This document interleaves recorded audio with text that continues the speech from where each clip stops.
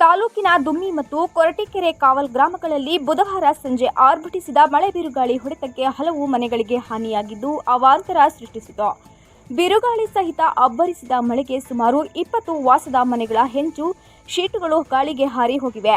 ವಿದ್ಯುತ್ ಕಂಬಗಳು, ರಸ್ತೆ ಮತ್ತು ವಾಸದ ಮನೆಗಳ ಮೇಲೆ ಉರುಳಿ ಬಿದ್ದಿದ್ದು ಅಪಾರ ಹಾನಿ ಸಂಭವಿಸಿದೆ. ಹಲವೆಡೆ ಮರಗಳು ಉರುಳಿ ಬಿದ್ದಿವೆ. ಸ್ವಾಮಿ ಎಂಬುವರ ಮನೆ ಮೇಲ್ಛಾವಣಿಯ ಮೇಲೆ ವಿದ್ಯುತ್ ಕಂಬ ಉರುಳಿ ಹಾನಿಯಾಗಿದೆ.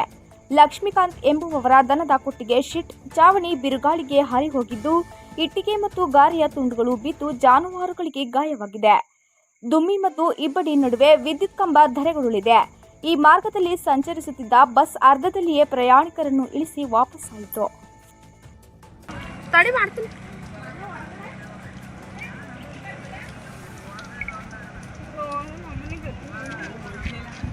ಹಾಳಾಗೈತೆ.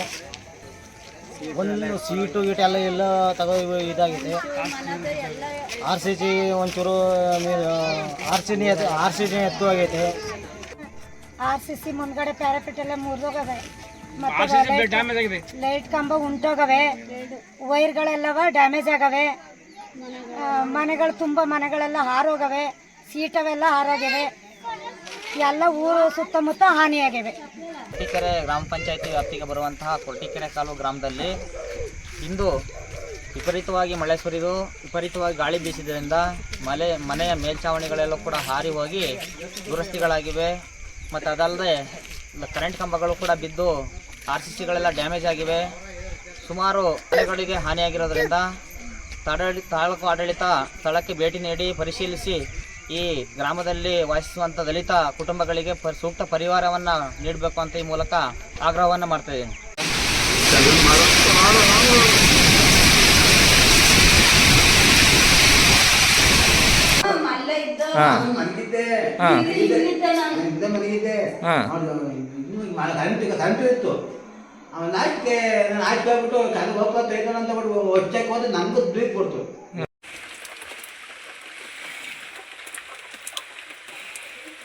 ನನ್ನ ಹೆಸರು ರಾಜಯ್ಯ ಅಂತ. ನಾವು ಕೊರಟೀಕೆರೆ ಕಾವಲು ಬ್ರೇಕರ್ ಇಲ್ಲಿ ಮಧ್ಯಾಹ್ನ ಒಂದು 5 ಗಂಟೆಗೆ ಗಾಳಿ ಮಳೆಯಿಂದ ಲೈಟ್ ಕಂಬಗಳು ಡ್ಯಾಮೇಜ್ ಆಗಿ ಬಿದ್ದು ರೋಡಲ್ಲಿ ತಿರುಗಾಡೋಕ್ಕಾಗ್ತಾಯಿಲ್ಲ. ಮತ್ತು ಮನೆಗಳೆಲ್ಲ ಹಂಚೆಲ್ಲ ಹಾರ್ಸಾಕಿದೆ. ಕಬ್ಬಿಣಗಳೆಲ್ಲ ಹೊರಗಡೆ ರೋಡಲ್ಲಿ ಎಲೆಪೆಲೆಯಾಗಿ ಬಿದ್ದಿದ್ದಾವೆ. ಅದರ ದೆಸೆಯಿಂದ ಮೇಲಧಿಕಾರಿಗಳಿಗೆ ಈ ಗಮನಕ್ಕೆ ತರಬೇಕು ಅಂತ ತಮ್ಮಲ್ಲಿ ಬಯಸ್ತೇವೆ.